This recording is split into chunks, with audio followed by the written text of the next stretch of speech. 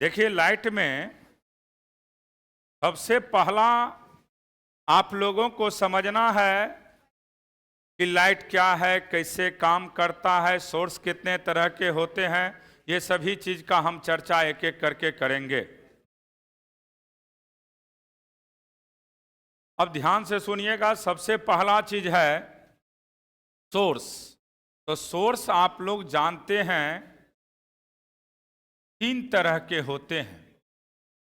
Source कितने तरह के होते हैं? तीन तरह के। Point source, line source, infinite source. Point source, line source, infinite source. Point source, line source, infinite source. Point source, line source, infinite source. याद हो गया? Point, line, infinite. Point, line, infinite. Point, line, infinite. Clear? अब point source के चलते shape कैसा होता है? Spherical. Point source के चलते शेप, पॉइंट सोर्स के चलते शेप, पॉइंट सोर्स के चलते शेप, पॉइंट सोर्स के चलते शेप, लाइन सोर्स के चलते शेप सिलेंड्रिकल। लाइन सोर्स के चलते शेप, लाइन सोर्स के चलते शेप, और इनफाइनाइट सोर्स के चलते शेप प्लेनर या प्लेन। क्लियर हो गया? फिर सुनिए ध्यान से। अगर सोर्स आपके पास पॉइंट हो, कैसा सोर्स हो? Point source. तो लिखिए पॉइंट सोर्स। अब पॉइंट सोर्स की बात करते हैं हम लोग, तो इसके चलते इसका शेप कैसा होगा? स्फेरिकल। शेप के विषय में लिखिएगा तो शेप स्फेरिकल होगा। स्फेरिकल। देखिए यहां पे ये स्फेरिकल शेप है, यहां पे ये सेंटर है,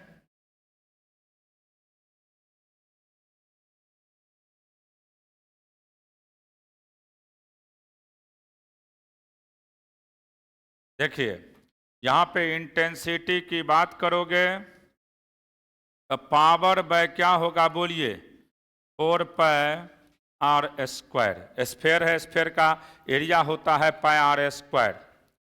अब देखिए ध्यान से, आप ये भी जानते हैं इंटेंसिटी इनवर्सली प्रोपोर्शनल हो गया बीच के सेपरेशन का स्क्वायर, तो क्या होगा? R2/R1 का स्क्वायर। R2/R1 का स्क्वायर। R2/R1 का स्क्वायर। R2/R1 का स्क्वायर।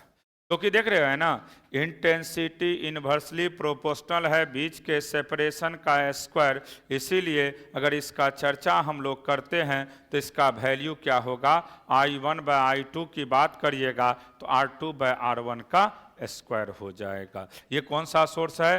Point source. दूसरा हम लोग किसका चर्चा करते हैं? लाइन सोर्स का। किसका? लाइन सोर्स का। Line source. अगर लाइन सोर्स है, ये ट्यूब सब कौन सा सोर्स है? Line source. तो इसके चलते शेप कैसा होगा? बोलिए, शेप इसका होगा सिलेंड्रिकल। सिलेंड्रिकल पूछता है इस बोर्ड में। पॉइंट सोर्स रहेगा तो शेप कैसा? स्फेरिकल। पॉइंट सोर्स का शेप स्फेरिकल। पॉइंट सोर्स का शेप स्फेरिकल। पॉइंट सोर्स का शेप स्फेरिकल। लाइन सोर्स का शेप सिलेंड्रिकल। पॉइंट सोर्स का शेप कैसा होता है? याद रखिएगा आप लोग, पॉइंट सोर्स रहेगा तो शेप कैसा होगा? स्फेरिकल। लाइन सोर्स रहेगा तो शेप सिलेंड्रिकल। देखिए ध्यान से, ये लाइन है बाबू, इधर भी दिखाइए।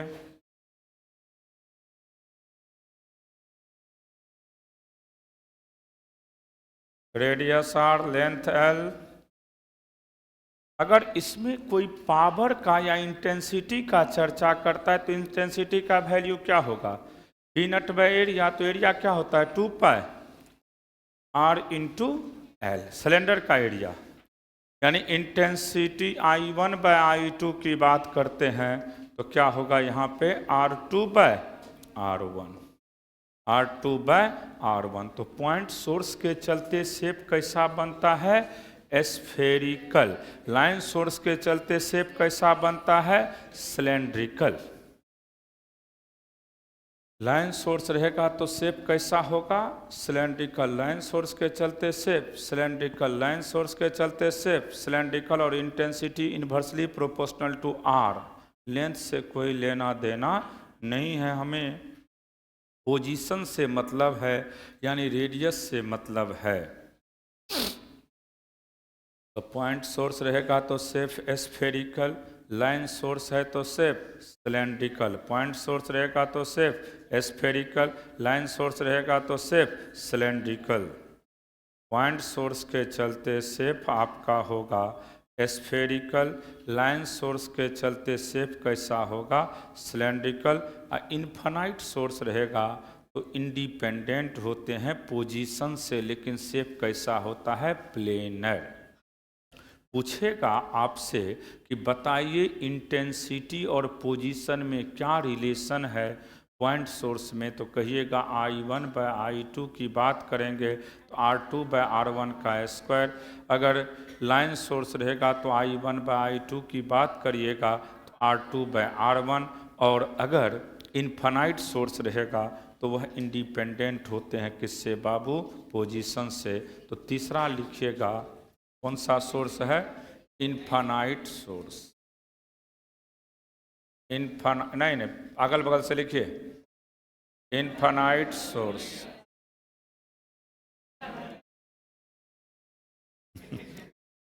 अरे चट्टा लिखो जल्दी लिखो, जल्दी लिखो।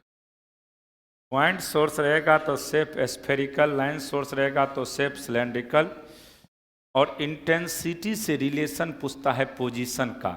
तो याद रखिएगा इंटेंसिटी इन्वर्सली प्रोपोर्शनल होते हैं पॉइंट में, इन्वर्सली प्रोपोर्शनल टू आर, और लाइन आर स्क्वायर का सॉरी, और लाइन में inversely proportional to R, inversely proportional to.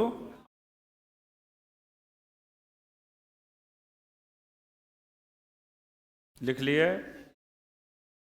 चलिए हम लोग चर्चा करें इन्फिनाइट सोर्स। देखिए इसका शेप अगर कोई पूछेगा आपसे तो शेप याद रखेगा कैसा होता है, प्लेन या प्लेनर भी लिख सकते हैं, प्लेनर। देखिए ये शेप इसका प्लेनर है,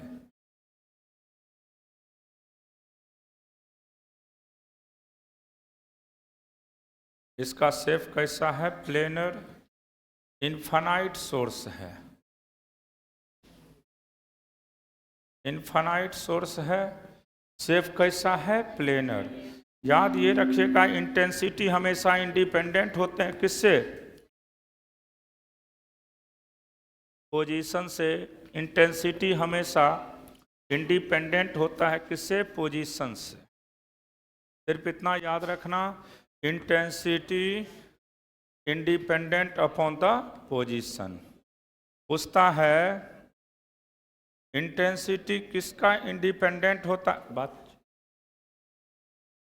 intensity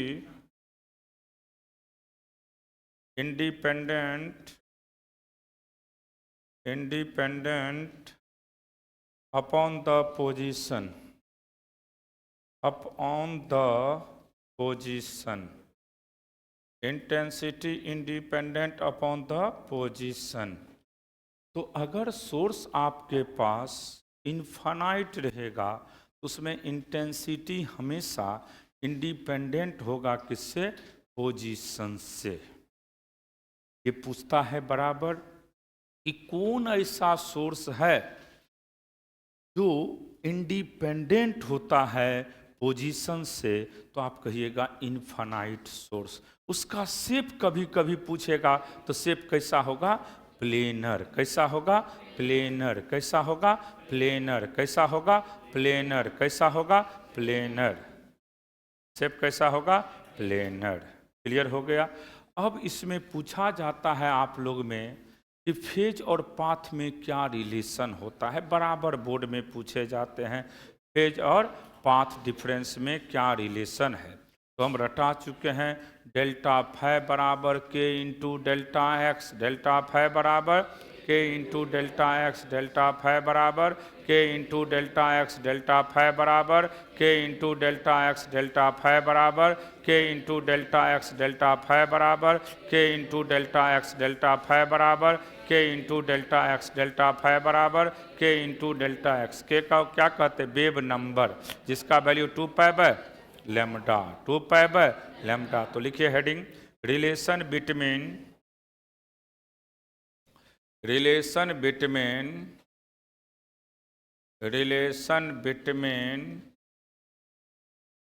path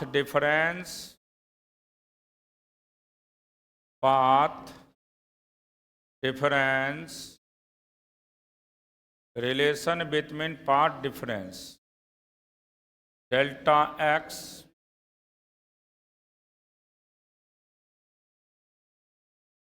and phase difference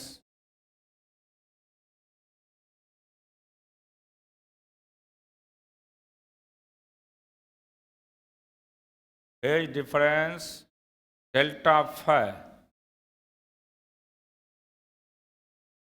तो रट जाना इसका वैल्यू डेल्टा एक्स बराबर होता है के इंटू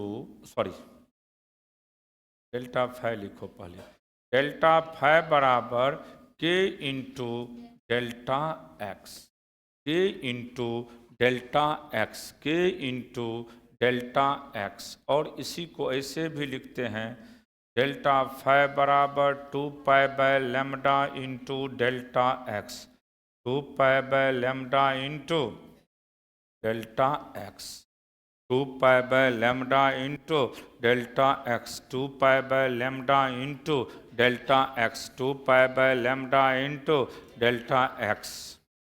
डेल्टा फाई बराबर के डेल्टा एक्स डेल्टा फाई बराबर के डेल्टा एक्स डेल्टा फाई बराबर के डेल्टा एक्स डेल्टा फाई बराबर के डेल्टा एक्स डेल्टा फाई बराबर के डेल्टा एक्स डेल्टा फाई बराबर के डेल्टा एक्स डेल्टा फाई बराबर के डेल्टा एक्स डेल्टा फाई बराबर के डेल्टा एक्स डेल्टा फाई बराबर के डेल्टा एक्स डेल्टा फाई बराबर के डेल्टा एक्स। याद हो गया सबको?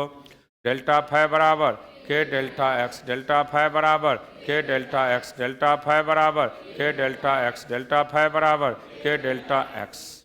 अब सुनिए, इसमें आपको समझना होगा कंस्ट्रक्टिव डिस्ट्रक्टिव के विषय में। कंस्ट्रक्टिव को मैक्सिमा कहते हैं, इन फेज कहते हैं, वहाँ इंटेंसिटी भी पूछता है और एम्पलीट्यूड भी पूछता है।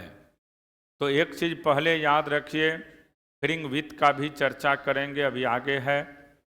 तो सबसे पहला हेडिंग दीजिएगा कंस्ट्रक्टिव इंटरफेरेंस। ये बहुत इंपॉर्टेंट है। कंस्ट्रक्टिव डिस्ट्रक्टिव बड़ी पूछता है। कंस्ट्रक्टिव इंटरफेरेंस, इसी को अच्छा इंटरफेरेंस समझते हैं ना किसको कहते हैं? इंटरफेरेंस सुनो ध्यान से, जब दो या दो से अधिक वेव का सुपरपोज करते हैं, क्या करते हैं? सुपरपोज करते हैं, तो वह क्या देता है? इंटरफेरेंस। यहाँ कहीं पे मैक्सिमम वैल्यू होते हैं तो कहीं पे मिनिमम। क्वेश्चन ऑब्जेक्टिव के थ्रू बहुत सारे कंसेप्ट क्लियर हो जाएगा। पहले थ्योरी लिख लीजिए, उसके बाद हम कल या परसों पूरे लाइट का ऑब्जेक्टिव कराएंगे 2 दिन में, और उसके बाद शुरू से जब ये पूरा क्लियर कर लेंगे सब कुछ का ऑब्जेक्टिव, तो एक एक दिन में 70 क्वेश्चन का 2 घंटा 2.5 घंटा जब तक क्लियर ना हो तब तक चलेगा।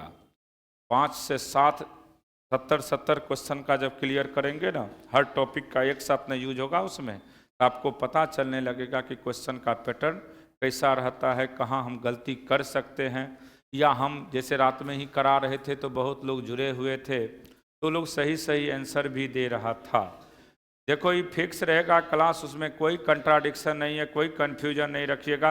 आज हम फिर पढ़ाएंगे आपको न्यूक्लियस के विषय में, अल्फा बीटा गामा ये सब जो भी रे है, बाइंडिंग एनर्जी, स्टेबिलिटी के विषय में, न्यूक्लियर फ्यूजन ये सब चर्चा 7:50-55 में चालू होगा।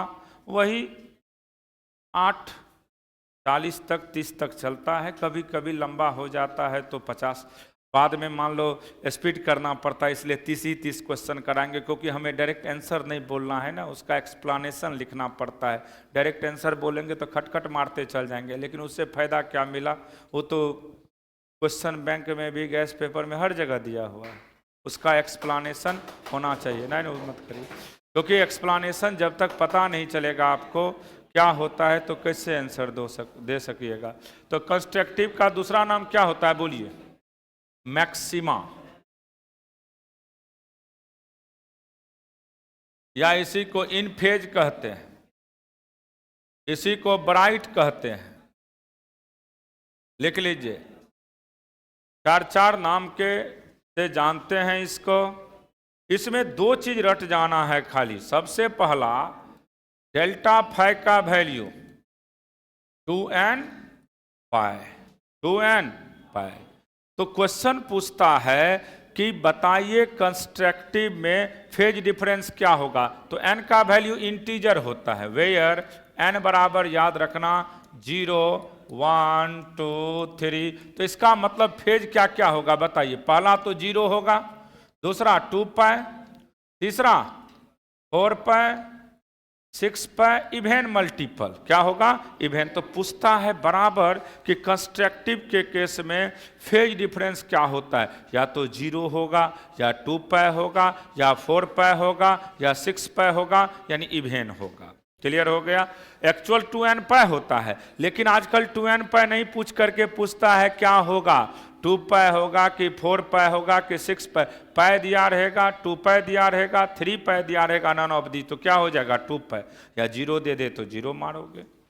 अब देखिए पाथ की बात करिए, पाथ की बात करेंगे तो पाथ का वैल्यू n लैम्डा। तो क्वेश्चन आजकल कैसे सेट करता है सुन लो, n का वैल्यू इसमें भी इंटीजर है, दे देगा कि लैम्डा बाय 2 है, तो क्या किससे गुना करेंगे? 2 से। लैम्डा बाय 2 इंटू 2 कर दोगे तो काम बन जाएगा, 2 से गुना करो, 2 से भगा दो, कोई फर्क नहीं पड़ेगा। यहाँ पे एम्पलीट्यूड मैक्सिमम कितना होगा? एम्पलीट्यूड का maximum value a1 plus a2, amplitude का value a1 plus a2, amplitude का value a1 plus a2, amplitude का value a1 plus a2, amplitude का वैल्यू a1 प्लस a2। अच्छा, इंटेंसिटी मैक्सिमम क्या होगा, जल्दी बोलिए? आई आर का maximum value √I1 plus √I2 का whole square, √I1 plus √I2 का होल स्क्वायर। याद ये रखना, इंटेंसिटी हमेशा डायरेक्टली प्रोपोर्शनल होता है किसका? एम्पलीट्यूड का स्क्वायर का। इंटेंसिटी ऑलवेज डायरेक्टली प्रोपोर्शनल होता है एम्पलीट्यूड के स्क्वायर का। इंटेंसिटी हमेशा डायरेक्टली प्रोपोर्शनल होता है एम्पलीट्यूड के स्क्वायर का। इंटेंसिटी हमेशा डायरेक्टली प्रोपोर्शनल होता है एम्पलीट्यूड के स्क्वायर का। इंटेंसिटी हमेशा डायरेक्टली प्रोपोर्शनल होता है एम्पलीट्यूड के स्क्वायर का। लिख लीजिए इसको। कंस्ट्रक्टिव में यही सब पूछता है। पहला पूछेगा फेज डिफरेंस तो 2n pi, phase difference 2n pi, phase difference 2n pi, phase difference 2n pi, path का वैल्यू n लैम्डा, पाथ का वैल्यू n लैम्डा, पाथ का वैल्यू n लैम्डा, एम्पलीट्यूड का maximum value a1 plus a2, amplitude का maximum value a1 plus a2, amplitude का maximum value a1 plus a2, और intensity का maximum value √I1 plus √I2 का whole square, √I1 plus √I2 का whole square. Intensity याद रखना हमेशा amplitude के डायरेक्टली प्रोपोर्शनल का स्क्वायर होता है। इंटेंसिटी हमेशा एम्पलीट्यूड के डायरेक्टली प्रोपोर्शनल का स्क्वायर होता है। इंटेंसिटी हमेशा डायरेक्टली प्रोपोर्शनल टू एम्पलीट्यूड का स्क्वायर, इंटेंसिटी हमेशा डायरेक्टली प्रोपोर्शनल टू एम्पलीट्यूड का स्क्वायर, इंटेंसिटी हमेशा डायरेक्टली प्रोपोर्शनल टू एम्पलीट्यूड का स्क्वायर। क्लियर? चलिए इसके बाद लिखिए डिस्ट्रैक्टिव। डिस्ट्रैक्टिव, डिस्ट्रैक्टिव का चर्चा करते हैं। डिस्ट्रैक्टिव को किसके नाम से जानते हैं? Minima.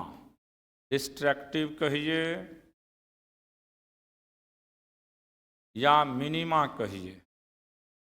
Minima dark, out of phase,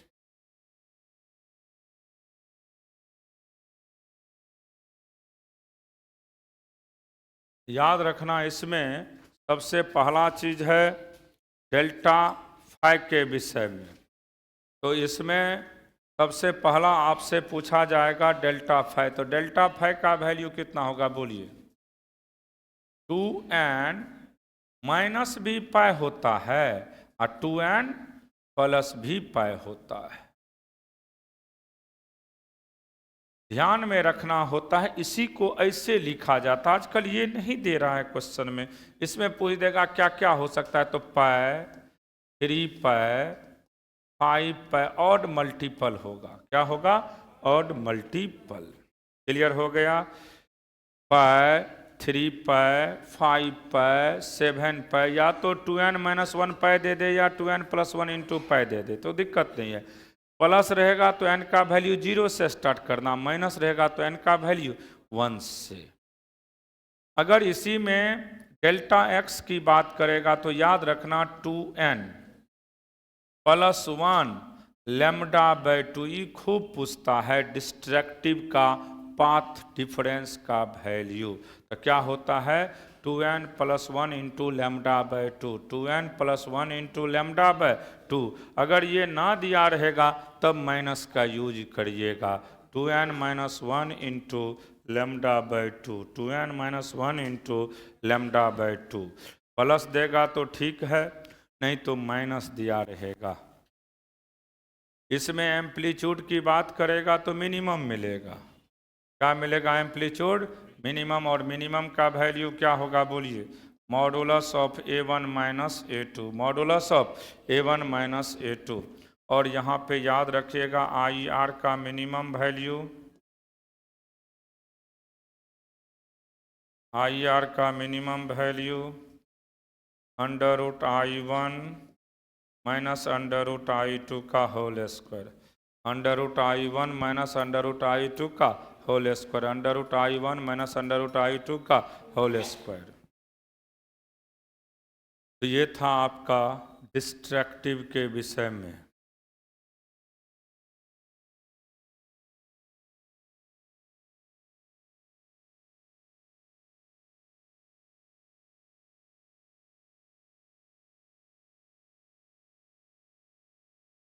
constructive destructive समझ गए? कंस्ट्रक्टिव मैक्सिमा देता है और डिस्ट्रक्टिव मिनिमा देता है। कंस्ट्रक्टिव मैक्सिमा और डिस्ट्रक्टिव मिनिमा। कंस्ट्रक्टिव में पाथ और फेज याद रखिएगा, डिस्ट्रक्टिव का भी पाथ और फेज याद रखिएगा। क्वेश्चन नहीं छूटेगा, इससे ज़्यादा हार्ड नहीं देता है बोर्ड सब में। अब हम लोग चर्चा करेंगे यंग्स डबल स्लिट एक्सपेरिमेंट का। यंग्स डबल स्लिट एक्सपेरिमेंट में एक सोर्स होता है, 2 स्लिट होते हैं, एक स्क्रीन होता है। एक सोर्स, 2 स्लिट, एक स्क्रीन। उसमें अगर आपसे पूछा जाएगा तो 2 ही चीज़ पूछा जाता है आपसे। अगर पाथ डिफरेंस पूछेगा यंग्स डबल स्लिट एक्सपेरिमेंट में तो सिंपल याद रखना, खड़ी का गुना करी, परी से डिवाइड करी, y small d by capital D, Y small d by capital D. Maxima का अगर बात करेगा तो उसका फॉर्मूला पढ़ाए थे n lambda capital D by small d, n lambda capital D by small d. तो चलिए लिखेंगे हम लोग YDSE Young's double slit experiment, YDSE shortcut ही लिखेंगे क्योंकि रटाए हुए हैं क्लास में। YDSE Young's double slit experiment, Young's double slit experiment. याद रखना ये खूब पूछे जाते हैं बोर्ड में कि एक सोर्स होता है और 2 क्या होते हैं बाबू? स्लिट। स्लिट का मतलब होल होता है। और एक क्या होते हैं? स्क्रीन। ये स्क्रीन है। तो याद रखिएगा ये 2 स्लिट है, S1 S2 को स्लिट कहते। इस बीच के डिस्टेंस को स्मॉल डी के नाम से पूछता है। 2 स्लिट के बीच का डिस्टेंस क्या होता है? तो क्या कहिएगा? Small D. और स्लिट और स्क्रीन के बीच का डिस्टेंस कैपिटल डी। स्लिट और स्क्रीन के बीच का डिस्टेंस कैपिटल डी। यहाँ पे कहीं y मिलता है स्क्रीन पे पोजीशन, ये P नाम दीजिए, इसको P नाम देना इसका, और इसको हम लोग y कहेंगे। तो याद रखिएगा स्लिट और स्क्रीन के बीच का डिस्टेंस कैपिटल डी, स्लिट और स्क्रीन के बीच का डिस्टेंस कैपिटल डी, स्लिट और स्क्रीन के बीच का डिस्टेंस कैपिटल डी। दो स्लिट के बीच का डिस्टेंस स्मॉल डी फिक्स रहता है हमेशा। कैपिटल डी का वैल्यू बहुत बहुत बड़ा होता है, किससे? स्मॉल डी के वैल्यू से। इसको याद रखिएगा। यंग्स डबल स्लिट एक्सपेरिमेंट को ऑब्जर्व करने के लिए एक सोर्स, दो स्लिट, एक screen.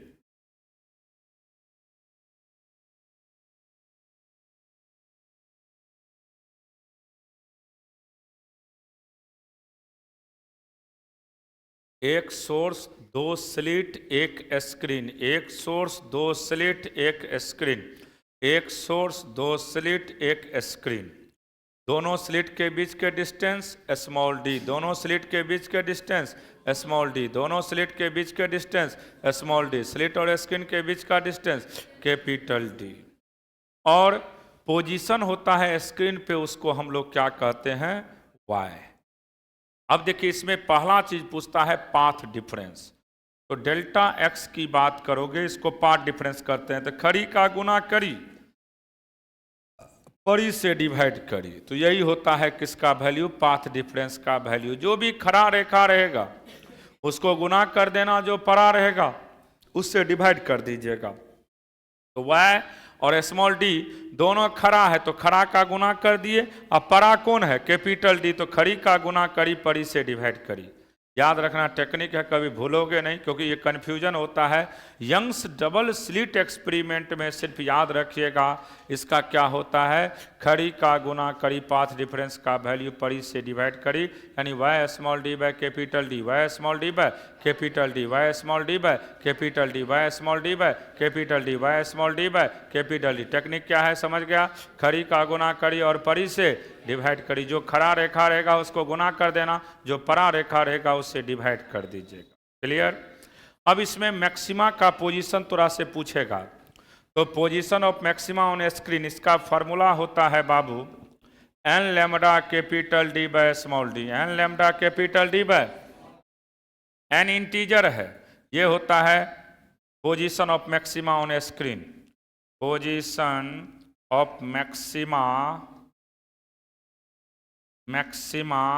On screen. Position of maxima on screen की बात करिएगा तो रट जाना है सबसे पहले n lambda capital D by small d, n lambda capital D by small d, n lambda capital D by small d, n lambda capital D by small d, n lambda capital D by small d, n lambda capital D by small d, n lambda capital D by small d, n lambda capital D by small d. यही minima की बात करेगा तब क्या होगा?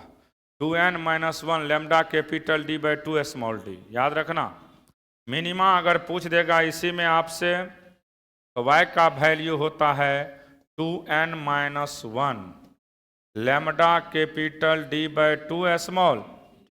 ये position होता है मिनिमा का, कहाँ पे? स्क्रीन पे। Position of minima on screen, position of minima on screen. Position of minima on screen की बात करेंगे तो 2n-1 lambda capital D by 2 small d, 2n-1 lambda capital D by 2 small d, 2n-1 lambda capital D by 2 small d, 2n-1 lambda capital D by 2 small d,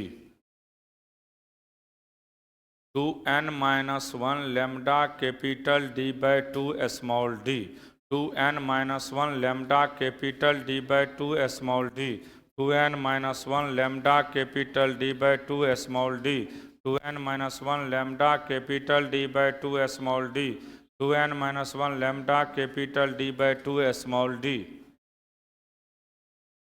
2n-1 lambda capital D by 2 small d, 2n-1 lambda capital D by 2 small d. ये minima का position screen पे और maxima का position screen पे N lambda capital D by small d. इसमें 2n-1 lambda capital D by 2 small d, 2n-1 lambda capital D by 2 small d. Maxima का position n lambda capital D by small d. अब एक term है जो हर एक year में पूछे जाते हैं, फ्रिंग विथ। फ्रिंग विथ बराबर पूछता है, दिखाते हैं। सबसे पहले फ्रिंग विथ है क्या, तो हेडिंग दीजिएगा, लिख लिए थे ना, फ्रिंग विथ। इसको बीटा के नाम से जानते हैं, बहुत बहुत इंपॉर्टेंट ये है। Fringe width, fringe width, fringe width, इसको बीटा के नाम से जानते हैं हम लोग, बीटा के नाम से। याद रखिएगा, 2 नंबर में भी खूब पूछता है। ये 2 कंसेक्यूटिव और दो कंसेक्यूटिव मैक्सिमा और 2 कंसेक्यूटिव मिनिमा के बीच के डिस्टेंस को किसके नाम से जानते हैं, फ्रिंग विथ। या तो 2 गो मैक्सिमा लेना या तो 2 गो मिनिमा। तो एक लाइन लिखो या ना लिखो, इतना रटाए थे कि लिखा दें। इट इज डिफाइन, 2 नंबर में भी खूब पूछता है ये। It is defined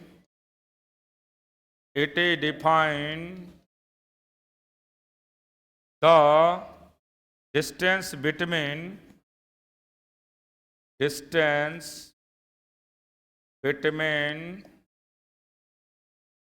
two consecutive का हिंदी लगातार होता है, 2 consecutive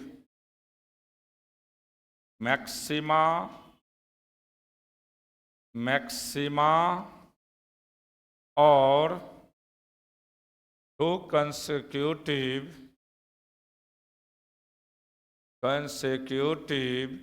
मिनिमा।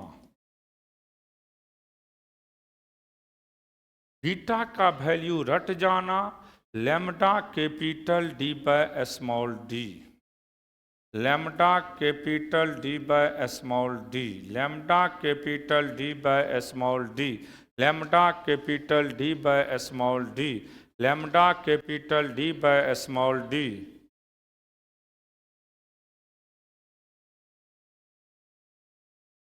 बीटा का वैल्यू क्या होता है, lambda capital D by small d, lambda capital D by, lambda capital D by small d. याद हो गया।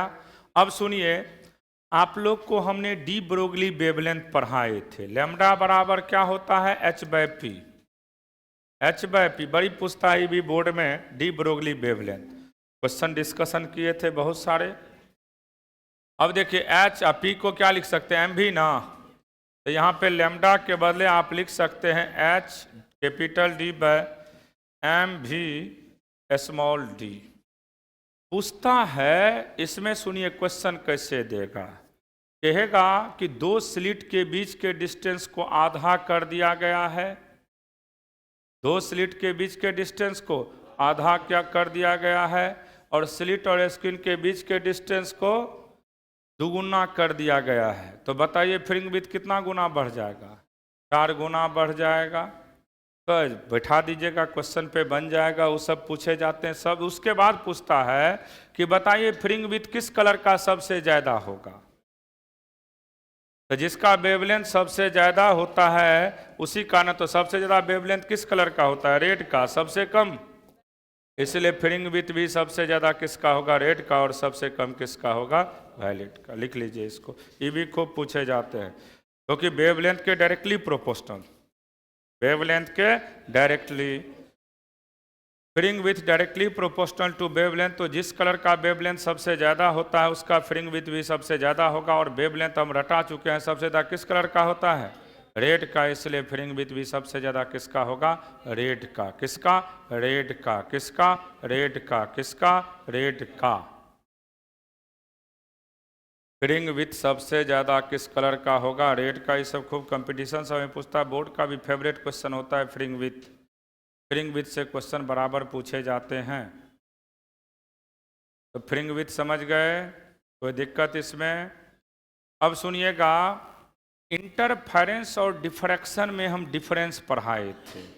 5 नंबर में दे सकता है इंटरफेरेंस और डिफ्रैक्शन में डिफरेंस। सुनिएगा ध्यान से।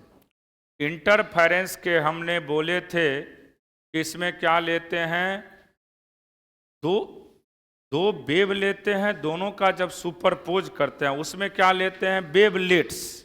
क्या लेते हैं, वेवलेट्स। यानी शेप का जब सुपरपोज करते हैं तो डिफ्रैक्शन होता है। अब फ्रिंग विथ किसके वजह से होता है, दो वेव का सुपरपोज करने से। इसमें मैक्सिमा और मिनिमा का इंटेंसिटी फिक्स होता है, उसमें ऐसा नहीं होता है। उसके बाद इसका मैक्सिमा का मतलब पूरा ब्राइट होता है, उसका मैक्सिमा का मतलब ब्राइट और डार्क थोड़ा सा कॉम्बिनेशन हो जाता है। तो ये सब लिखे थे। उसका विथ ऑफ सेंट्रल मैक्सिमा का भी चर्चा किए थे। क्या आता था width of central maxima, 2 lambda capital D by small a, 2 lambda capital D by small a, 2 lambda capital D by small a. इसमें ऐसा नहीं होता है, वहाँ अदर का अलग वैल्यू होता है। इंटेंसिटी भी हर एक इंस्टेंट पे वैरी करता है। इस पे इंटेंसिटी मैक्सिमा का 4i होता है और मिनिमा का हमेशा क्या होता है, 0। तो ये बोले थे डिफरेंस 5 मार्क्स में पूछे जाते हैं। इंटरफेरेंस और डिफ्रैक्शन में लिखाए थे 5 पॉइंट या 4 पॉइंट, देख लीजिएगा कॉपी में लिखा चुके हैं। Difference between interference and diffraction pattern. चलिए अभी इसके बाद हम लोग चर्चा करेंगे। सबसे पहले कोहेरेंट और इनकोहेरेंट पूछता है, सुन लो। कोहेरेंट, तो कोहेरेंट को का मतलब क्या होता है, सेम। हेरेंट का मतलब सोर्स। एक ही सोर्स रहेगा तो उसको क्या कहते हैं हम लोग, कोहेरेंट। कोहेरेंट में क्या सेम होता है, फेज। कोहेरेंट को कैसे पहचानते हैं, उसका फेज डिफरेंस का वैल्यू 0 होता है। और कोहेरेंट में इंटेंसिटी जो है हम लोग I1 I2 I3 दिया रहेगा तो सबको क्या करते हैं, जोड़ देते हैं। इनकोहेरेंट में अलग अलग सोर्स रहेगा। एगो बल्ब हो जाएगा, एक बल्ब होंगे तो दूसरा ट्यूब हो जाएगा, एक बल्ब होगा दूसरा जुगनू हो जाएगा, एक बल्ब होगा दूसरा लामटेन हो जाएंगे। तो अलग अलग सोर्स रहेगा तो इनकोहेरेंट, और सेम सोर्स रहेगा तो कोहेरेंट। क्लियर हो गया। तो कभी पूछ दे कोहेरेंट इनकोहेरेंट 2 नंबर में, तो हम लिखाए थे कोहेरेंट का मतलब होता है सेम सोर्स और इनकोहेरेंट का मतलब डिफरेंट सोर्स। लिख लेना एक लाइन, कोहेरेंट का मतलब सेम सोर्स, कोहेरेंट का मतलब सेम सोर्स। कोहेरेंट सोर्स का कोहेरेंट का मतलब होता है same source, same source. Incoherent का मतलब, इनकोहेरेंट का मतलब होता है different source, different source. Incoherent का मतलब डिफरेंट सोर्स, कोहेरेंट का मतलब सेम सोर्स, कोहेरेंट का मतलब सेम सोर्स, इनकोहेरेंट का मतलब डिफरेंट सोर्स। क्लियर हो गया, इसको समझ गए। Coherent incoherent. इसके बाद इसमें आप लोगों को समझना होगा, सबसे ज़्यादा इम्पोर्टेंट है इसमें पोलराइजेशन अनपोलराइजेशन। सुनिएगा, पोलराइज लाइट किसको कहते हैं। जैसे अनपोलराइज लाइट है तो उसका इंटेंसिटी I0 है, तो पोलराइज लाइट का इंटेंसिटी कितना हो जाता था, I0/2, I0/2, I0/2। अगर जितना पोलराइजर रहेगा उसी के हिसाब से लाइट को पोलराइज और अनपोलराइज करते हैं। तो ये सब आप कॉपी को एक बार थोड़ा सा पलट के देख लीजिएगा। टर्मलाइन क्रिस्टल लगाते थे, टर्मलाइन क्रिस्टल लगाते थे जो कि एनालाइजर कहलाता था। उसमें हमने बोले थे एनालाइजर और पोलराइजर के बीच का एंगल थीटा रहेगा तो मोलस लॉ मिलता था। अगर मान लीजिए परपेंडिकुलर हो जाते थे तो नो इंटेंसिटी मिलता था। ये सब पढ़ाए थे। अगर पैरेलल होंगे एंटी पैरेलल होंगे तो मिलेगा, लेकिन जैसे ही परपेंडिकुलर हो जाता था तो नो इंटेंसिटी पास नहीं करते थे। तो वो सब आपको लॉन्ग क्वेश्चन में पोलराइजेशन अनपोलराइजेशन के विषय में पूछ सकता है या ऑब्जेक्टिव में पूछेगा। तो अनपोलराइज लाइट को किसके मदद से पोलराइज करते हैं, तो टर्मलाइन क्रिस्टल के मदद से, किसके मदद से? Tourmaline crystal. हमने लिखा चुके हैं, ये सब कॉपी पढ़ना चाहिए। अनपोलराइज लाइट को अगर पोलराइज करना है तो उसके लिए किसका यूज करते थे? टर्मलाइन क्रिस्टल का। किसका? टर्मलाइन क्रिस्टल का। किसका? टर्मलाइन क्रिस्टल का। किसका? टर्मलाइन क्रिस्टल का। इसमें आप लोग को एक टर्म है जो पूछता है मोलस लॉ। तो मोलस लॉ में हमने पढ़ाए हैं इंटेंसिटी का वैल्यू क्या होता है। बोलिए क्या होता है? आई नट कॉस स्क्वायर थीटा, आई नट कॉस स्क्वायर थीटा, आई नट कॉस स्क्वायर थीटा। और दूसरा होता है इसमें बैरिस्टर्स लॉ। कौन सा लॉ? Barrister's law. तो बैरिस्टर्स लॉ में 10 IP का वैल्यू क्या होता था? म्यू के बराबर। 10 IP का वैल्यू म्यू के बराबर। 10 IP का वैल्यू म्यू के बराबर। 10 IP का वैल्यू म्यू के बराबर। तो एक लाइन मोलस लॉ और बैरिस्टर्स लिख लीजिए, क्योंकि उसके डेप्थ में जाएंगे तो बहुत समझाए थे कैसे कैसे क्या होता है। फिर हमने हाइजेन प्रिंसिपल के विषय में भी लिखे हैं, वहीं पे देखिएगा। चलिए लिखिएगा बाबू।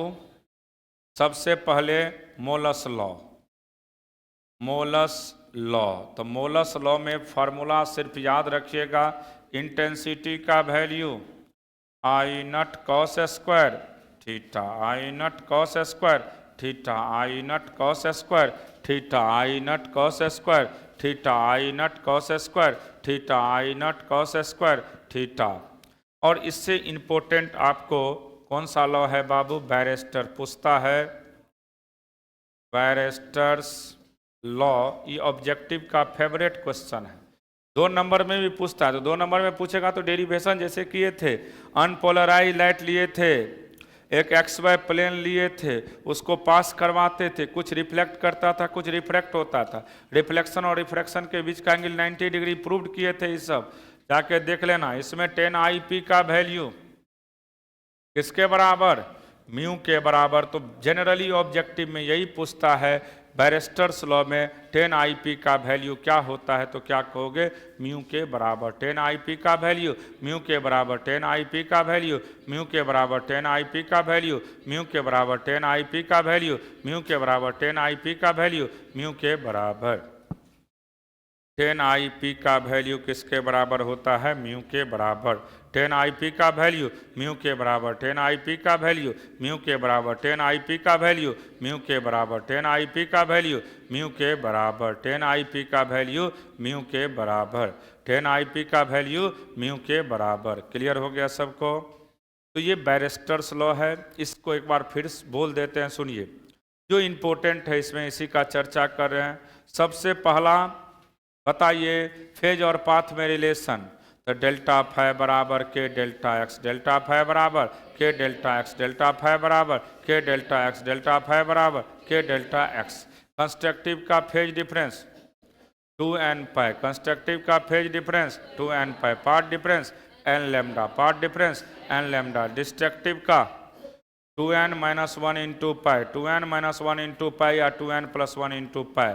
और पाथ का वैल्यू 2n ± 1 इंटू λ/2 बोल सकते हो। इंटेंसिटी वहाँ मिनिमम, यहाँ मैक्सिमम। क्लियर है? स्प्रिंग विड्थ के विषय में हमने चर्चा किए। ये 2 कंसेक्यूटिव मैक्सिमा और 2 कंसेक्यूटिव मिनिमा के बीच का डिस्टेंस होता है। किस कलर का क्या होता है, कोहेरेंट इनकोहेरेंट, सबका चर्चा कर दिए। हाँ, सिंगल स्लिट में पूछेगा तो एक ही चीज पूछता है, विथ ऑफ सेंट्रल मैक्सिमा क्या होता है बाबू? 2 λD/a, 2 λD/, लिख लीजिएगा। तो सिंगल स्लिट को डिफ्रैक्शन कहते हैं। सिंगल स्लिट छूट गया था। सिंगल स्लिट की बात करते हैं, इसी को हम लोग डिफ्रैक्शन कहते हैं। डिफ्रैक्शन। डबल स्लिट का मतलब होता है इंटरफेरेंस और सिंगल स्लिट का मतलब डिफ्रैक्शन। सिंगल स्लिट का मतलब डिफ्रैक्शन, सिंगल स्लिट का मतलब डिफ्रैक्शन। इसमें बाबू पहला चीज याद रखना है, width of central maxima, width of central maxima. Width of central maxima की बात करते हैं तो हम लोग 2 λ D by small a, 2 lambda capital D by small a, 2 lambda capital D by small a, 2 lambda capital D by small a, 2 lambda capital D by small a, 2 lambda capital D by small a. अब सुनिए, इसमें दो term का बड़ी चर्चा करता है, condition for secondary maxima और कंडीशन फॉर सेकेंडरी मिनिमा। तो देखो, हेडिंग देना एक line, condition for secondary maxima, condition for secondary maxima, याद है? बोलिए, कंडीशन फॉर सेकेंडरी मैक्सिमा का फॉर्मूला बोलो। ए साइन थीटा एन बराबर, ए साइन थीटा एन बराबर 2n + 1 इंटू लैम्डा बाई 2। क्या होता है? ए साइन थीटा एन बराबर 2n + 1 into lambda by 2। A sine theta n बराबर 2n + 1 इंटू लैम्डा बाई 2।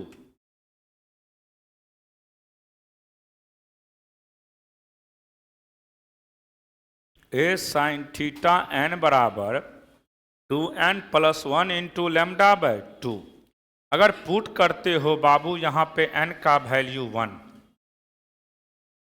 तो यहाँ से ए साइन थीटा बराबर क्या होगा बोलो?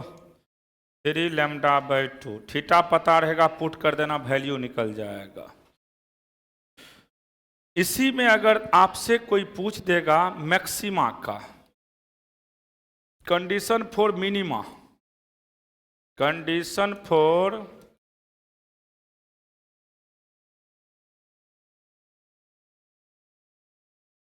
अरे तमाशा की 21 छापट में गिरिए जाएगा नीचे कट्टा का। कंडीशन फॉर सेकेंडरी, अब पूछ देना अभी पीछे से, तो सब अभी हैकड़ी खत्म हो जाएगा 2 मिनट में। कटवा ए साइन थीटा एन बराबर एन लैम्डा, हम चाहते रटा चला जाए तो ही बधावा।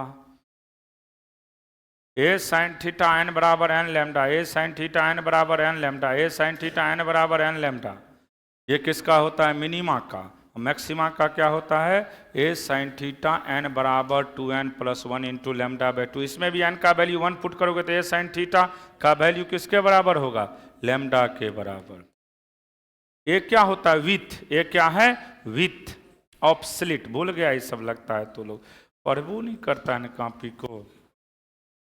Condition for secondary, condition for secondary minima की बात करेगा तो ए साइन थीटा एन बराबर एन लैम्डा, ए साइन थीटा एन बराबर एन लैम्डा, ए साइन थीटा एन बराबर एन लैम्डा, ए साइन थीटा एन बराबर एन लैम्डा, ए साइन थीटा एन बराबर एन लैम्डा। और मैक्सिमा की बात करेगा तो ए साइन थीटा एन बराबर 2n + 1 into lambda by 2, 2n + 1 into lambda by 2, 2n + 1 into lambda by 2, 2n + 1 into lambda by 2, 2n + 1 into lambda by 2। तो ये था आपका इसका वेव ऑप्टिक्स का फॉर्मूला और कंसेप्ट। क्वेश्चन जब कराएंगे, एक बार कराए भी हैं ऑब्जेक्टिव पहले भी, फिर कराएंगे तो अपने क्लियर हो जाएगा। जो जो डॉट थोड़ा बहुत कहीं लगेगा उसको ऑब्जेक्टिव के माध्यम से सब क्लियर हो जाएगा। चलिए अब आगे बढ़ते हैं। अब हम लोग बात करते हैं रे ऑप्टिक्स। तो रे ऑप्टिक्स में सबसे पहला चीज आपको समझना है, वेलोसिटी का वैल्यू क्या होता है? तो c/√μr/ε। तो इसमें एक चीज पूछता है, सुनिएगा ध्यान से, रिफ्रैक्टिव इंडेक्स सबसे ज्यादा किसका होता है? बोले थे सबसे ज्यादा किसका होता है? डायमंड का। रटाए हैं क्लास में, रिफ्रैक्टिव इंडेक्स सबसे ज़्यादा किसका होता है? डायमंड का। एक ही चीज़ पूछेगा कि सबसे ज़्यादा किसका होता है, तो क्या कहोगे? डायमंड का। रिफ्रैक्टिव इंडेक्स अलग मीडियम का अलग अलग होता है। अलग मीडियम का क्या होता है? अलग अलग। तो एक टर्म पूछता है इसमें कि बताइए सबसे ज्यादा रिफ्रैक्टिव इंडेक्स किसका होता है, तो क्या कहोगे? इसलिए चमकीला ज्यादा होता है डायमंड ना, क्योंकि रिफ्रैक्टिव इंडेक्स उसका सबसे ज्यादा होता है। रिफ्रैक्टिव इंडेक्स का डिफिनेशन याद है ना? Speed of light in air और vacuum by speed of light in medium. चलो लिखो। तो इतना जल्दी जल्दी भूलता है ना, समझ में ही नहीं आता कि कैसे काम चलेगा। अब मेन जब रटाते भी हैं तब पर भी प्रेजेंट नहीं रहता है। समस्या तो 100 है तुम लोग के पास। रात में हम डेली बोल चुके हैं कि सब प्रेजेंट रहो, रटाना मेरा काम है। 45 से 50 मिनट डेली तोरा साथ रहना है। और देखो फिर 2 नंबर 5 नंबर भी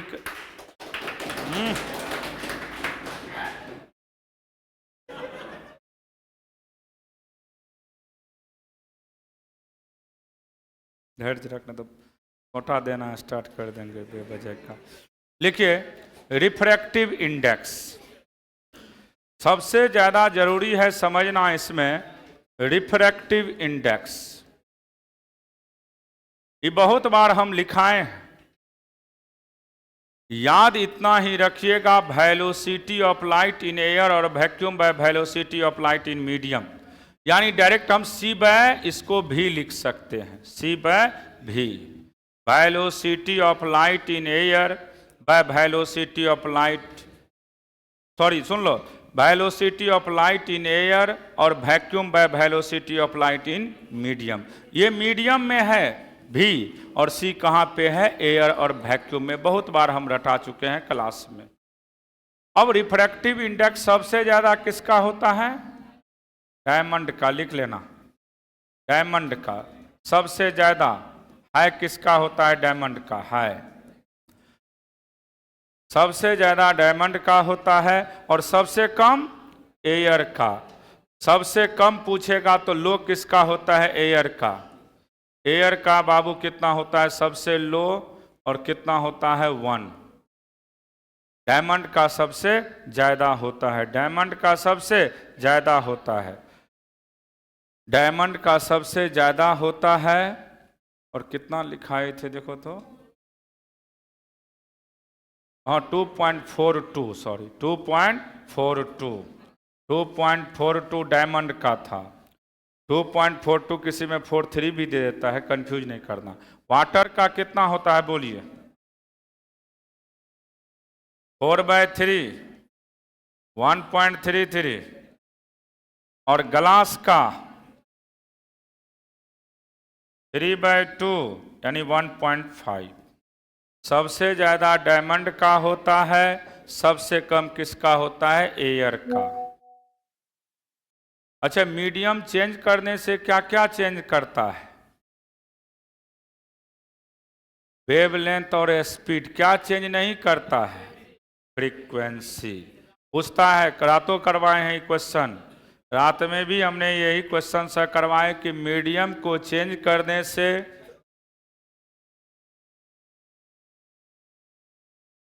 इसमें तो जैसे लगता है कि मुंह का आवाज इतना निकल रहा है चटवा का। पढ़ेगा कम गढ़ेगा ज्यादा, एग्जाम खाली ढंग से हो जाए ना, एग्जाम खाली बढ़िया से हो जाए तो समझा देगा अभी बिहार बोर्ड।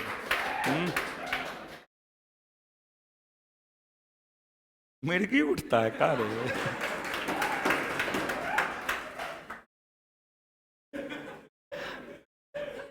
हमारा तो वही लग रहा है कि ठीक है, हो गया, शांत हो जाइए। तो डायमंड का सबसे ज्यादा होता है और सबसे कम एयर का। अब अगला हम लोग कंसेप्ट पे चर्चा करते हैं। लिखिएगा, मीडियम चेंज करने से, लिखो पॉइंट दे करके, when medium is change, when medium is change, when medium is change, when medium is change, then when, अरे बोलो नहीं, सुनो खाली, आएंगे तो दिमाग हम ठीक कर देंगे कुछ साथ रहा। When medium is change then velocity and wavelength change. then velocity and wavelength are changed, velocity and wavelength are changed, but frequency remains constant, but frequency remains constant, but frequency remains constant, but frequency remains constant. याद रखना, medium change करने से क्या क्या change करता है? Wavelength और speed, wavelength और स्पीड, वेवलेंथ और स्पीड, वेवलेंथ और स्पीड। अब याद रखना, सुन लो, वेवलेंथ का वैल्यू क्या हो जाता है? तो लैम्डा अगर मीडियम की बात करेगा तो एयर में जो भी रहेगा उसमें कितना से डिवाइड कर दोगे? म्यू से। क्लियर? भी अगर मीडियम की बात करते हैं तो याद रखना, वेलोसिटी जो भी एयर में होगा, तो एयर में सी होता है बाय म्यू, लेकिन फ्रीक्वेंसी हमेशा क्या होगा? सेम होगा, यानी कांस्टेंट लिख दीजिएगा, क्योंकि वैल्यू कभी कभी पूछ देता है, कभी कभी वैल्यू पूछ देता है कि मीडियम में क्या होगा? वेवलेंथ का वैल्यू, म्यू का वैल्यू दिया रहेगा, तो याद रखना लैम्डा म्यू का, लैम्डा मीडियम का वैल्यू होता है lambda air by mu, lambda air by mu, lambda air by mu. और वेलोसिटी मीडियम की बात करेंगे तो सी बाय म्यू, और फ्रीक्वेंसी हमेशा क्या होगा? रिमेंस कांस्टेंट, फ्रीक्वेंसी का वैल्यू रिमेंस कांस्टेंट, फ्रीक्वेंसी का वैल्यू रिमेंस कांस्टेंट, फ्रीक्वेंसी का वैल्यू रिमेंस कांस्टेंट। अब हम लोग चर्चा करने वाले हैं इसमें सबसे पहला प्लेन मिरर के विषय में। किसके विषय में? Plane mirror. तो पहला चीज आपसे पूछेगा कि प्लेन मिरर में मैग्निफिकेशन कितना होता है, तो कहिएगा 1। इमेज कैसा होता है? तो याद रखना, virtual erect same size, virtual erect same size, virtual erect same size. तो लिखिए plane mirror, plane mirror, plane mirror. तो प्लेन मिरर में याद रखना है इमेज कैसा होता है? नेचर ऑफ इमेज बड़ी पूछता है, nature of image, nature of image. तो रट जाना, इसका इमेज का नेचर होता है वर्चुअल। वर्चुअल का मतलब, सॉरी, आभासी,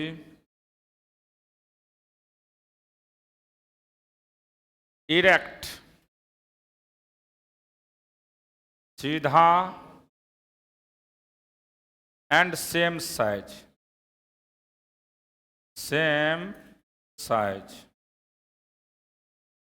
तो याद रखना प्लेन मिरर के चलते इमेज कैसा बनता है? Virtual erect and same size, virtual erect and same size, virtual erect and same size, virtual erect और सेम साइज, वर्चुअल इरेक्ट और सेम साइज, वर्चुअल इरेक्ट और सेम साइज, वर्चुअल इरेक्ट और same size. फिर पूछा जाएगा आपसे एक question, अगर दो प्लेन मिरर के बीच का एंगल 60 डिग्री है तो नंबर ऑफ इमेज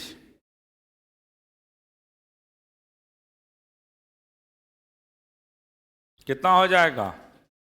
5 हो जाएगा। सबसे पहले 360 में किससे भागा देते हैं? m से। m का वैल्यू 360 बाय थीटा कर देना, तो थीटा 60 डिग्री है। चलो देखो, अब हम समझा देते हैं एक बार कि अगर दो प्लेन मिरर रहता है, बड़ी पूछता है, हर साल बोर्ड का क्वेश्चन होता है, रोटेशन थीटा से करेंगे तो 2 थीटा से रोटेट हो जाएगा, भी से चल रहा है तो 2 भी से चलेगा, ये सब रटाए हुए हैं।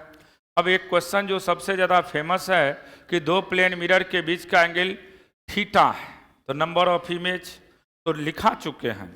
सुन लो एक बार ध्यान से। सबसे पहला एक m एक नंबर लेते थे, एक बार कॉपी को पलटोगे तो सब याद हो जाएगा। m लेते थे नंबर, m का वैल्यू 360 बाय थीटा, m का वैल्यू 360 बाय थीटा, m का वैल्यू 360 बाय थीटा। m निकाल लेना। अगर m का वैल्यू फ्रैक्शन में आता है तो नंबर ऑफ इमेज का value greatest integer of m। अगर m का वैल्यू इंटीजर आता है तो इंटीजर दो तरह के होते हैं, एक इवन और दूसरा ऑड। अगर इवन रहेगा तो नंबर ऑफ इमेज का वैल्यू m-1, ऑड रहेगा तो नंबर ऑफ इमेज का वैल्यू दो केस होता है। बाइसेक्टर लाइन पे है तो n का वैल्यू m-1, और बाइसेक्टर लाइन पे नहीं है तो n का वैल्यू m के बराबर। लेकिन उतना तो लोग में ना पूछेगा, एक चीज पूछेगा, दो प्लेन मिरर के बीच का एंगल अगर 60 डिग्री है तो नंबर ऑफ इमेज। तो लिख लो, when two plane mirror, question लिखो, when two plane mirror makes an angle theta, sorry, when two plane mirror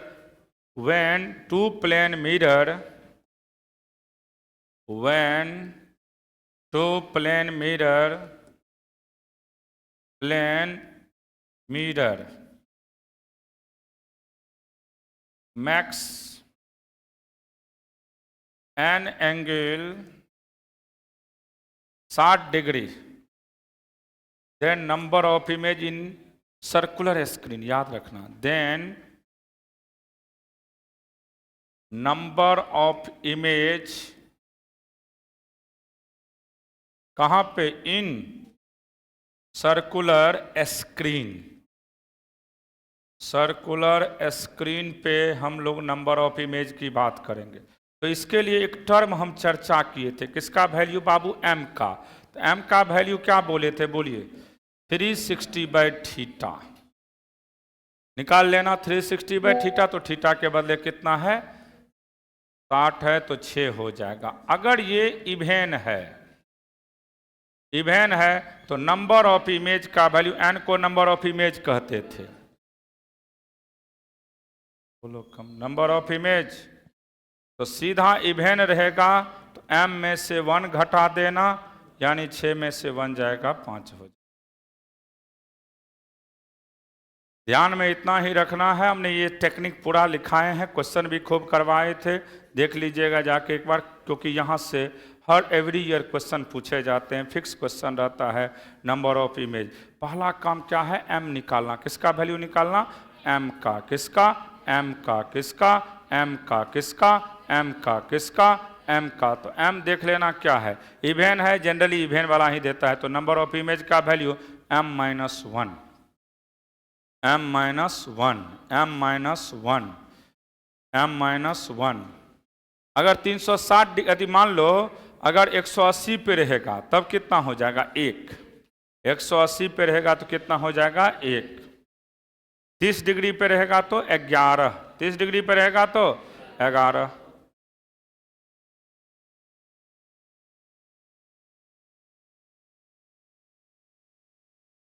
कुछ भी दे सकता है, 30 डिग्री दे देगा, 180 दे देगा, तो ध्यान में रखिएगा। पहला काम क्या निकालते हैं इसमें, किसका वैल्यू, m का वैल्यू, m का फॉर्मूला 360/θ, m का वैल्यू 360/θ, m का वैल्यू 360/θ, m का वैल्यू 360/θ, m का वैल्यू 360/θ। और उसके बाद हम देखते हैं m इवेन है या ऑड है। इवेन है तो नंबर ऑफ इमेज का वैल्यू m-1, ऑड रहेगा तो नंबर ऑफ इमेज का वैल्यू n बराबर m के बराबर। उतना बाइसेक्टर सर तुम लोग में नहीं पूछेगा, कंपटीशन में पूछता है, वो सब हम पढ़ा चुके हैं सब कुछ, ऐसा नहीं कोई चीज़ छोड़े हैं, तो हर चीज़ क्लियर कर चुके हैं। अभी तो मेन पॉइंट पे फोकस कर रहे हैं, सुनिए ध्यान से। अब मिरर फार्मूला सबको रटा हुआ 1/b + 1/u = 1/f, वो सब आपको सब सिर्फ ध्यान में रखना है। न्यूमेरिकल अगर मे भी 2 नंबर में पूछ दिया तो सिंपल याद रखना, किसका रेडियस ऑफ कर्वेचर का वैल्यू क्या लेते हैं। तो प्लेन मिरर का radius of curvature infinity, plane का इन्फिनिटी, कॉनकेव का प्लस, कन्वेक्स का माइनस, सब लिखा है, छोड़ो देख लेना जा करके। चलिए अगला चर्चा करते हैं हम लोग। मिरर के बाद आए थे, एक फार्मूला था curve linear, μ2/v - μ1/u = μ2 - μ1/r, लिखाए थे, रटाए भी थे। μ2/v माइनस, ये बोर्ड में पूछ रहा है, 5 मार्क्स में लिखे थे उस समय में भी, μ2 - μ1/r, इसको देख लीजिएगा सभी लोग बढ़िया से। μ2/v - μ1/u = μ2 - μ1/r, ये 5 मार्क्स का इंपॉर्टेंट क्वेश्चन है इस बार। μ2/v - μ1/r = mu two minus mu one by R, इसको देख लेना सभी लोग। ये प्रूव्ड किए थे हमने क्लास में अच्छा से, कर्वलिनियर फार्मूला डाल करके। थोड़ा बड़ा है लेकिन बहुत सिंपल होता है, 2 3 लेते थे, mu one mu two mu three, उसी से कर लेना है। म्यू वन और म्यू टू लिए थे, 2 बार कर्व्स 2 बार फार्मूला लगाते थे, प्रूव्ड हो जाता था, कट कुट करके खत्म, वैल्यू निकल जाता था। अब इसके बाद हम लोग चर्चा करेंगे, एक तो एपरेंट डेप्थ और एपरेंट हाइट याद है ना। एपरेंट डेप्थ का value actual depth by mu, actual depth by mu, और एपरेंट हाइट का फार्मूला एच म्यू। सब देख लीजिएगा, ये सब छोटा छोटा टर्म है। लेटरल शिफ्ट का formula e sine i minus r by cos r. Critical angle sine theta c का value 1 by mu, critical angle sine theta c का value 1 by mu. Total internal reflection, अगर incident angle का value किससे बड़ा होता है, critical से, तो अपने ही मीडियम में क्या हो जाते हैं, रिटर्न हो जाते हैं। भूल भाल के खत्म कर दिया। लिखो critical angle, critical angle, critical angle. देखिए इसके लिए 2 मीडियम लेते हैं। ये डेंसर मीडियम, ऑब्जेक्ट हमेशा कहाँ होना चाहिए, डेंसर मीडियम में, और 90 से रिफ्लेक्ट कर जाएगा तो वही क्रिटिकल एंगल देता है। यहाँ पे इंसिडेंट एंगल का वैल्यू थीटा सी के बराबर होना चाहिए, और ये रिफ्लेक्ट कर गया 90 से, तो साइन थीटा सी का वैल्यू, साइन थीटा सी का वैल्यू किसके बराबर, 1 बाय म्यू के बराबर। क्रिटिकल एंगल का वैल्यू कोई पूछेगा तो सीधा याद रखना, साइन थीटा सी का value 1 by mu, sine theta c का value 1 by mu, sine theta c का value 1 by mu, sine theta c का वैल्यू 1 बाय म्यू। रटाए हैं, साइन थीटा सी का value 1 by mu, sine theta c का value 1 by mu, sine theta c का value क्या होता है, 1 by mu.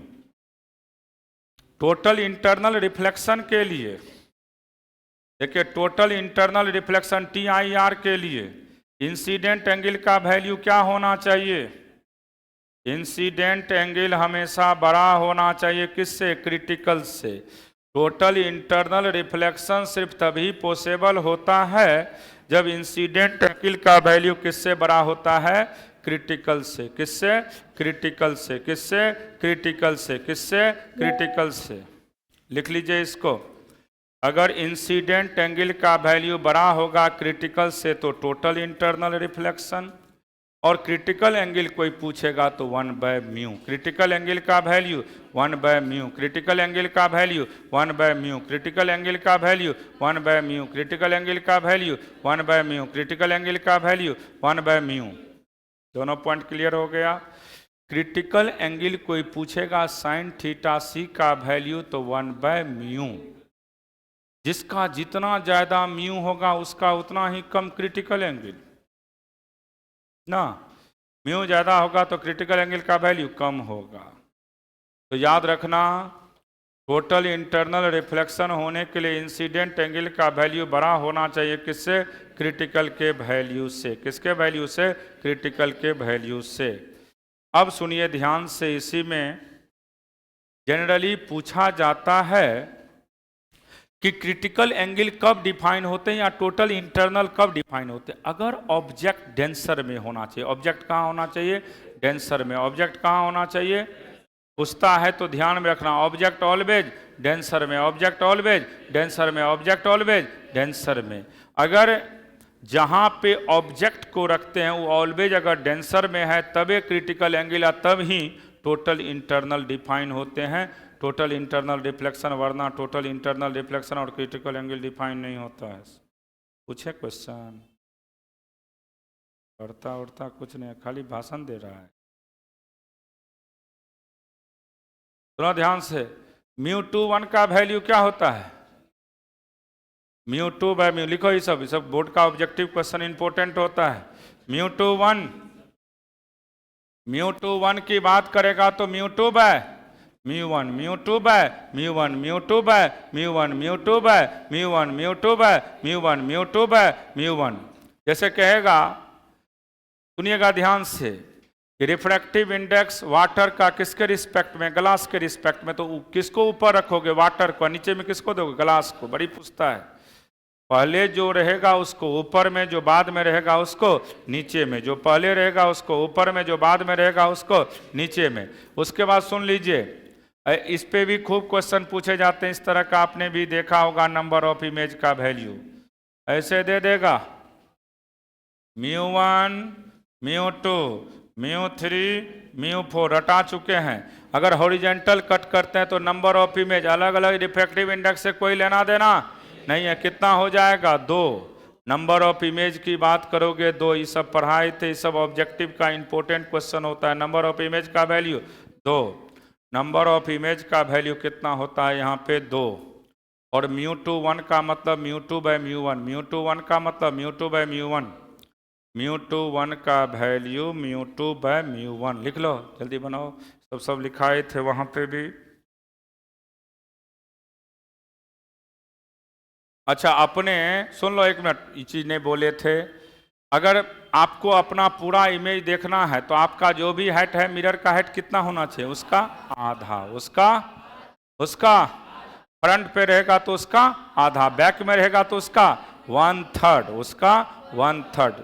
Front पे मिरर है, आप सेंटर पे हैं, जैसे मान लीजिए ये सेंटर पॉइंट है हमारा, जितना इधर उतना इधर। अगर हमें फ्रंट कैमरा चाहिए, यानी फ्रंट चाहिए मिरर, तो हमारा जो भी हाइट है उसका आधा होना चाहिए, बैक में होना चाहिए तो कितना होगा, 1/3। ये दोनों याद रखेगा। पूछता है कि फुल इमेज देखने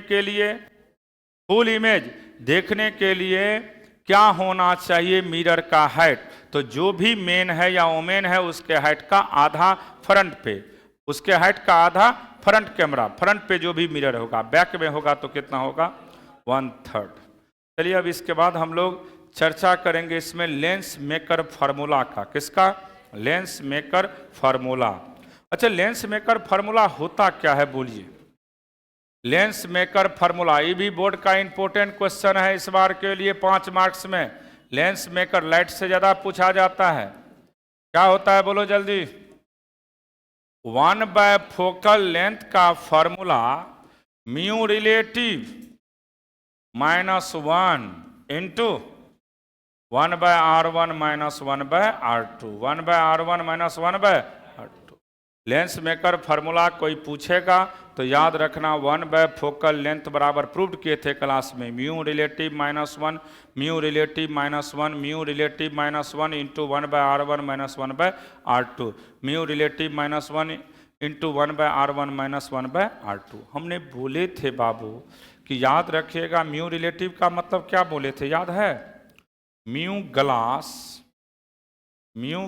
by mu medium, mu glass by mu medium, जहाँ पे इसको हम रखते हैं -1 into 1 by R1 minus 1 by R2। याद रखिएगा, 1 बाय फोकल लेंथ का फार्मूला होता है mu relative -1 into 1 by R1 minus 1 by R2, mu relative -1 into 1 by R1 minus 1 by R2।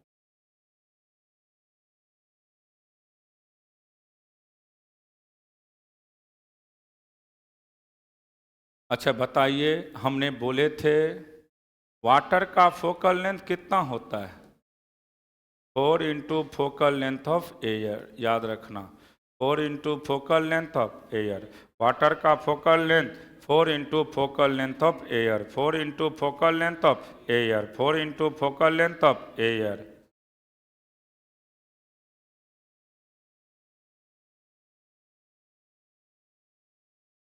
Four into focal length of air.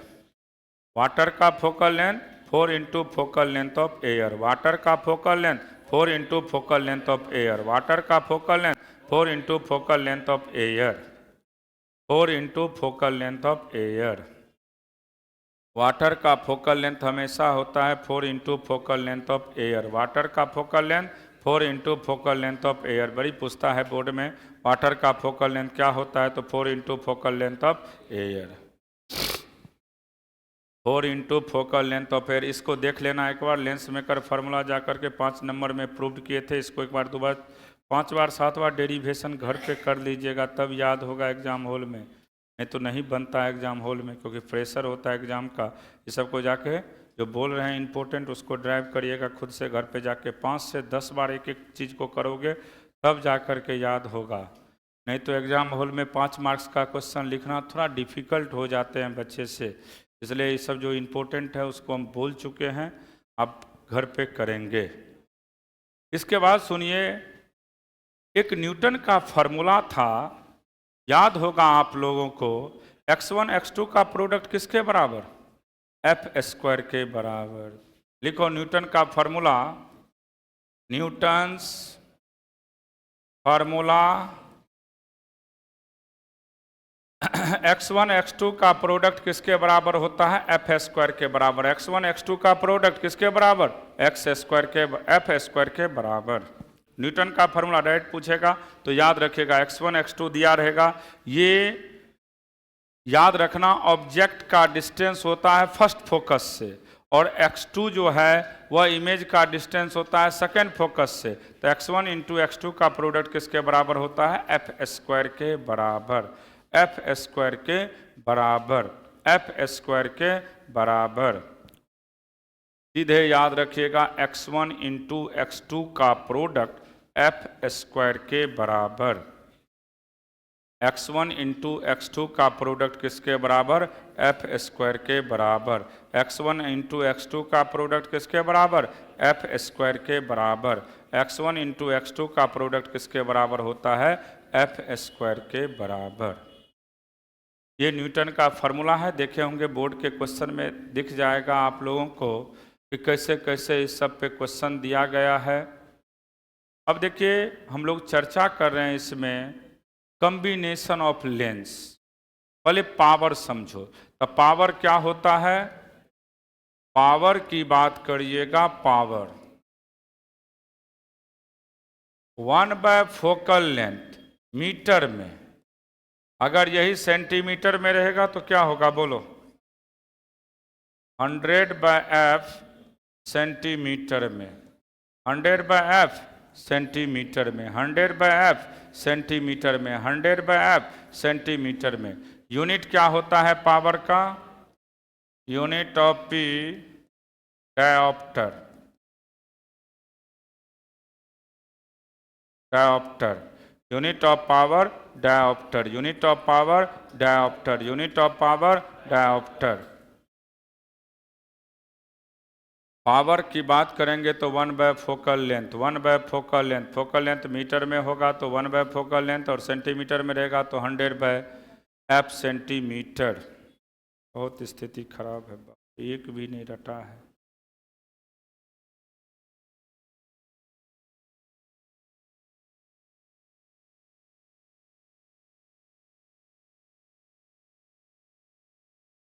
Power की बात करिएगा 1/फोकल length metre में, 100/फोकल length centimetre में। Power का unit क्या होता है? डायोप्टर।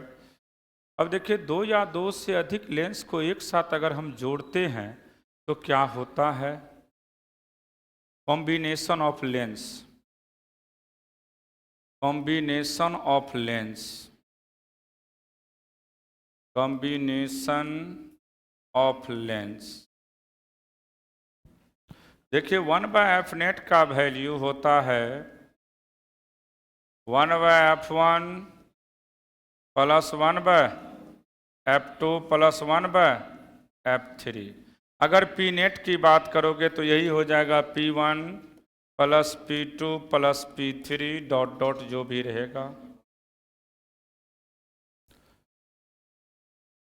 यही पावर का फॉर्मूला होता है। पी नेट की बात करोगे तो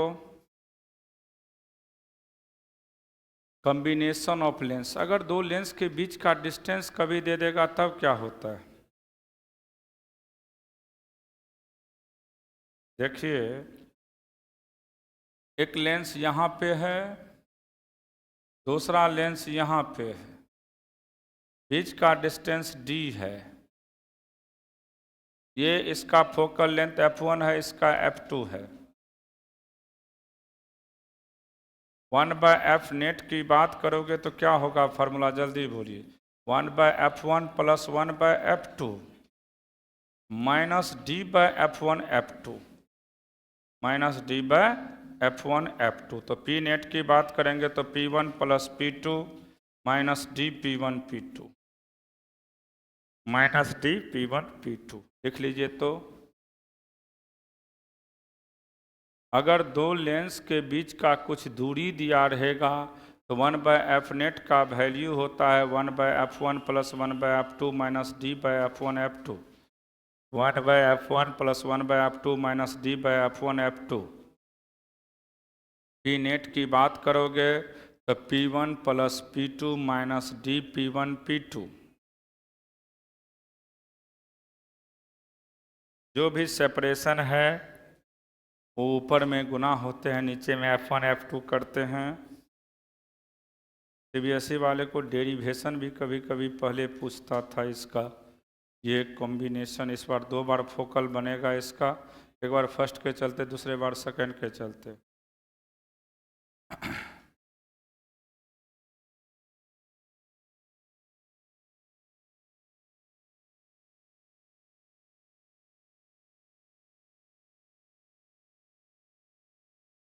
अगर दो लेंस के बीच का डिस्टेंस कुछ रहेगा तो 1/f नेट का value 1/f1 plus 1/f2 minus d/f1 f2 1/f1 plus 1/f2 minus d/f1 f2।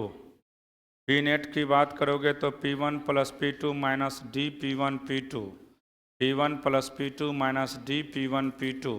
जम करके लेट का सब कंसेप्ट क्लियर करना पड़ेगा, ढंग से करिए जा करके। हम भी ऑब्जेक्टिव इसका खूब कस के कराएंगे। बहुत हम देख रहे हैं कन्फ्यूजन है बहुत को। सुनिएगा ध्यान से। इसमें अगर मान लो कन्वर्जिंग लेंस, कन्वर्जिंग का मतलब होता है कन्वेक्स, तो लेंस का अगर रिफ्रैक्टिव इंडेक्स सराउंडिंग के रिफ्रैक्टिव इंडेक्स से ज्यादा है तो लेंस के नेचर पे कोई फर्क नहीं पड़ता। एक बार फिर से सुनो, अगर कोई लेंस दिया रहेगा चाहे कन्वर्जिंग हो या डाइवर्जिंग, अगर लेंस का रिफ्रैक्टिव इंडेक्स सराउंडिंग के रिफ्रैक्टिव इंडेक्स से ज़्यादा होगा तो लेंस के नेचर पे कोई फर्क नहीं पड़ता है। लेकिन अगर सराउंडिंग का ज़्यादा हो जाएगा लेंस से तो नेचर ही क्या हो जाता है, अपोजिट। जैसे ये खूब बोर्ड का इंपॉर्टेंट ऑब्जेक्टिव है, इसलिए इसको रटिएगा। देखिए जैसे ये है आपका कौन सा लेंस बाबू, कन्वेक्स, जिसको हम लोग कन्वर्जिंग के नाम से जानते हैं। Converging lens. अब देखिए ये आपका कन्वर्जिंग लेंस है। इस लेंस का रिफ्रैक्टिव इंडेक्स μ2 है और सराउंडिंग का क्या है, μ1। अब अगर आपसे पूछेगा पहला केस, इसमें दो चीज हो सकता है। केस फर्स्ट की बात कर रहे हैं, अगर μ2 का वैल्यू बड़ा होगा μ1 से, यानी सराउंडिंग का रिफ्रैक्टिव इंडेक्स लेंस के रिफ्रैक्टिव इंडेक्स से कम हो जाए तो लेंस के नेचर पे कोई फर्क नहीं पड़ेगा। इसका नेचर कैसा होगा, कन्वर्जिंग। नेचर बराबर कन्वर्जिंग। जो नेचर पहले है वही रह जाएगा। लेकिन केस सेकंड का जब चर्चा हम लोग करेंगे, अगर मान लीजिए क्वेश्चन में दिया रहेगा कि μ1 ही बड़ा हो जाए किससे, μ2 से, यानी सराउंडिंग का रिफ्रैक्टिव इंडेक्स लेंस के रिफ्रैक्टिव इंडेक्स से ज्यादा हो जाता है तो नेचर क्या हो जाएगा इसका, चेंज। जैसे मान लीजिए आप बहुत पैसा कमा रहे हैं, एकाएक आपका पैसा में किल्लत होने लगे तो आपका नेचर बिल्कुल क्या हो जाएगा, उल्टा हो जाएगा। तो यहाँ पे भी वही कहानी है, नेचर इसका क्या कर जाएगा बाबू, चेंज, यानी कन्वर्जिंग है तो कैसा हो जाएगा, डाइवर्जिंग। ये बहुत इंपॉर्टेंट है, याद रखिएगा। अगर लेंस का रिफ्रैक्टिव इंडेक्स, अगर लेंस का रिफ्रैक्टिव इंडेक्स सराउंडिंग के रिफ्रैक्टिव इंडेक्स से ज़्यादा है तो नेचर पे कोई फर्क नहीं पड़ता है, नेचर पे कोई फर्क नहीं पड़ता। लेकिन कम रहेगा तो नेचर क्या हो जाएगा, चेंज कर जाएगा। बोल रहे हैं, देखिएगा एग्जाम हॉल में कैसे क्वेश्चन एक एक लड़ता है। खाली पढ़िए ठीक से, कॉपी को पढ़ नहीं रहे हो। और इस बार एग्ज़ाम सिखाएगा तुम लोग को, बार बार समझा रहे हैं ना। देखोगे एग्ज़ाम 1 घंटा पहले जब इन कराएगा ना तो सब हैकरी ख़त्म हो जाता है, क्योंकि अच्छा विद्यार्थी भी ऑब्जेक्टिव में गलती, अरे काहे ताली मारा तोरे चट्टा, आता कुछ नहीं है, खाली ताली दे रहा है। देखना म्यू2 बड़ा होगा तो लेंस के नेचर पे कोई फर्क नहीं पड़ेगा, और छोटा हो जाएगा तो नेचर ही क्या हो जाएगा, चेंज कर जाएगा। क्लियर हो गया यहाँ तक। तो ये कन्वर्जिंग डाइवर्जिंग का चर्चा हम लोग किए। अब लेंस में और कुछ भी नहीं है, जितना पूछ सकता है हमने चर्चा किए हैं। क्वेश्चन कराएंगे तो अपने पता चलेगा, हो सकता है कुछ। हाँ, एक और टर्म है, सॉरी, 2 रिलेशन आपको दिमाग में हमेशा फिट कर देना है। एक प्लेनो और दूसरा बाय या इक्यू। क्वेश्चन में जनरली बाय कन्वेक्स का चर्चा करता है। तो कन्वेक्स का फोकल लेंथ का वैल्यू पॉजिटिव और कॉनकेव का नेगेटिव। जानते हैं कन्वेक्स का क्या होता है, एफ का वैल्यू, कन्वेक्स का लिख लो साइड में पॉजिटिव और कॉनकेव का नेगेटिव।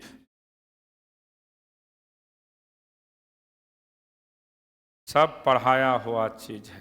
कन्वेक्स का पॉजिटिव, कॉनकेव का नेगेटिव, कन्वेक्स का पॉजिटिव, कॉनकेव का नेगेटिव, कन्वेक्स का पॉजिटिव, कॉनकेव का नेगेटिव, कन्वेक्स का पॉजिटिव, कॉनकेव का नेगेटिव, कन्वेक्स का पॉजिटिव और कॉनकेव का नेगेटिव, कन्वेक्स का पॉजिटिव और कॉनकेव का नेगेटिव, कन्वेक्स का पॉजिटिव और कॉनकेव का नेगेटिव। अब समझिए बाबू, हम अभी चर्चा कन्वेक्स का ही करेंगे।